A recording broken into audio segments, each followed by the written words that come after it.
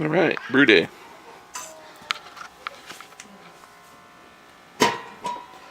So we got the water. It's actually heated up. What's going on? I've been mashing for about 20 minutes.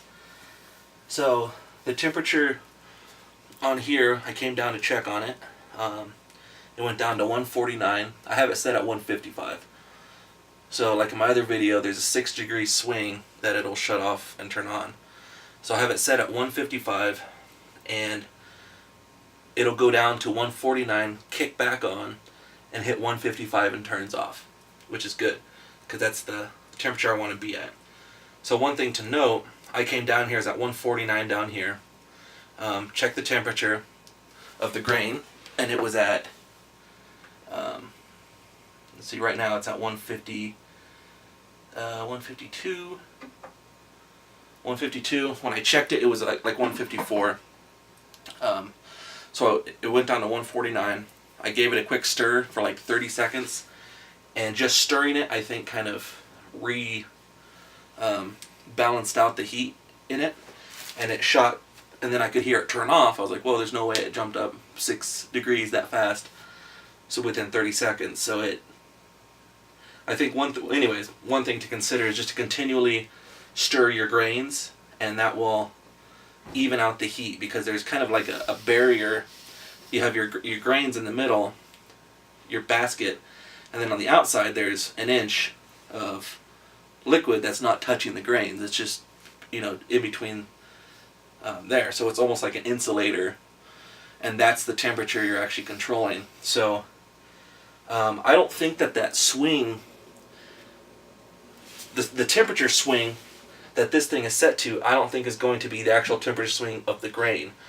I think what this thing ends up doing is it just keeps this between 149 and 155 going up and down that little barrier of water, and then that will kind of even out on the grain bed, because my grains have been perfect. 154 to 152 have been the only two measurements.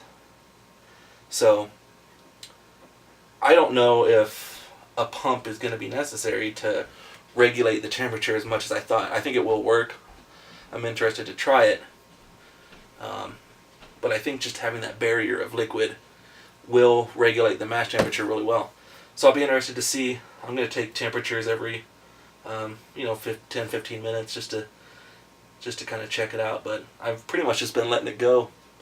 Figure the whole point of electric system is not to have to monitor it. So alright, yeah, figured I'd just share that. It's been mashing for 20-25 minutes, so we'll see how the whole mashing went great. Again, like, the temperature reading on the machine varied quite a bit, but the actual temperature of my grain, I never got a measurement that was not between 154 and 151. So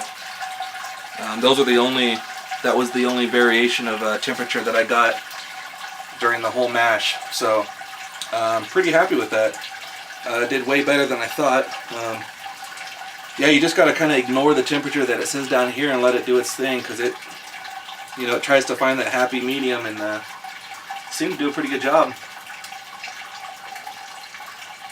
So I'm going to go ahead and get to sparging a little bit of water.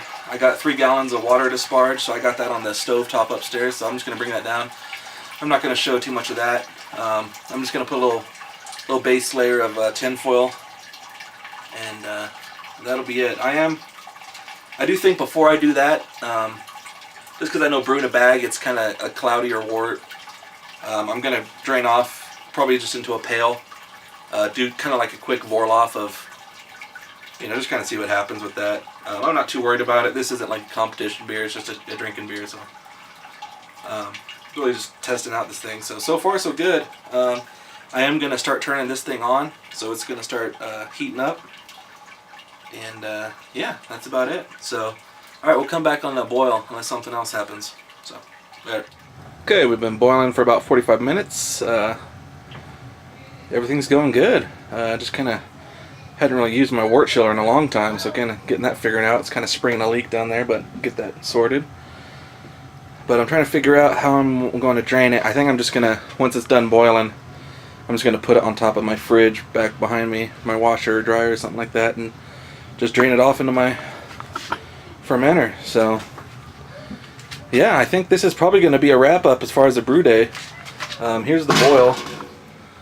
I mean, it's pretty darn vigorous. It's going good. I know some guys have had trouble when they're outside and it's really cold, but I'm in my basement. You know, it's 74 or something like that down here. So I think this is going to work out great for me. So that was my one concern, was how the boil was going to be, but it's going good. Yeah, I boiled 6.5 gallons, no problem. So, all right, guys, that was pretty much my brew day on it. Everything's going smooth. So, all right, catch you later.